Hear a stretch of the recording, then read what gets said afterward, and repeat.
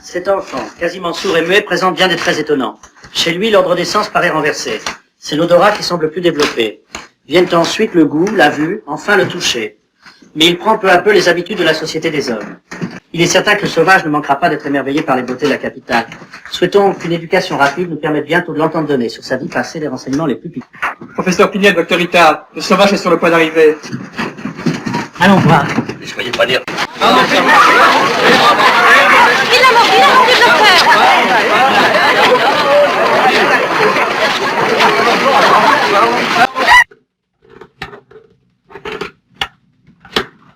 Taille, 1m39. Il doit avoir 11 ans. Peut-être 12. Bien détaché. Dentition normale. Bref, à l'extérieur, rien ne le distingue.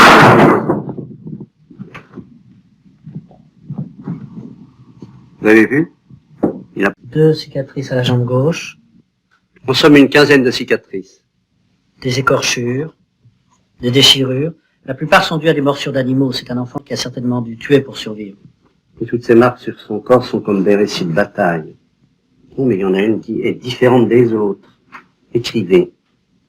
Quand il lève la tête, on aperçoit sur la trachée artère une suture de 40 mm environ qui semble être la cicatrice d'une plaie faite par un instrument tranchant. Sans doute, ceux qui l'ont abandonné ont-ils voulu l'assassiner. C'est possible, oui, je le crois aussi. Puis les feuilles seront venues se coller à la plaie, qui se sera cicatrisée d'elle-même. Il devait avoir 3 ans ou 4 ans. Sans cela, plus jeune, il n'aurait pas survécu par ses propres moyens. Mais cette plaie ne peut pas être la cause de son mutisme. Or, il ne parle pas. Oui. À mon avis, la seule cause de son mutisme, c'est l'isolement dans lequel il a vécu jusqu'ici.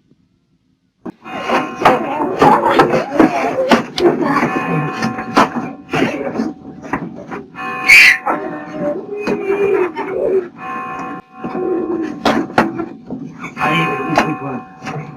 Personne ne bouge, hein?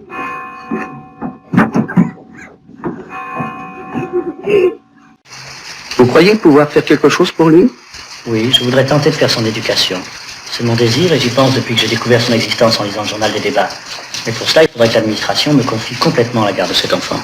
Vous voulez l'emmener avec vous? Chez vous? Oui. Et comment ferez-vous?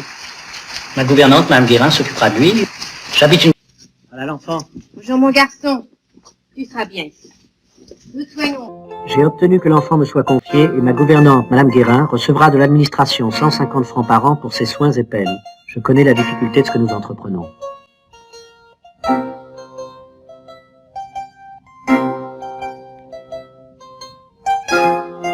Ce qui me passionne chez le sauvage, c'est que tout ce qu'il fait depuis son arrivée à Paris, il le fait pour la première fois.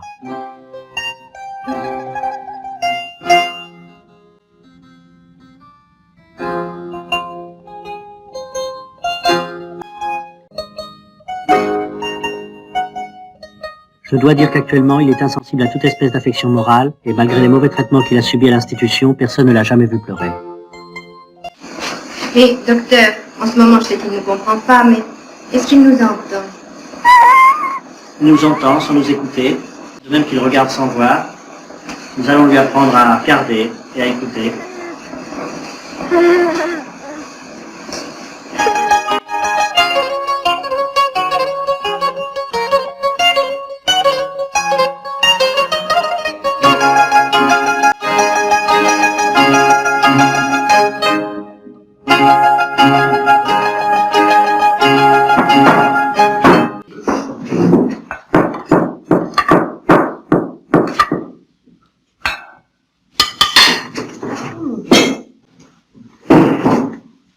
Donne ta main.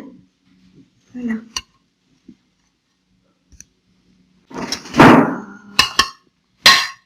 Ouvre la bouche. C'est mieux. Oh!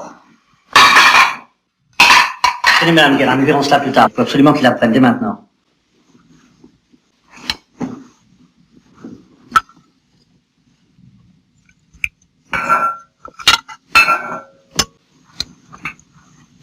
Allez, serre bien tes doigts. Voilà. Ouvre ta bouche.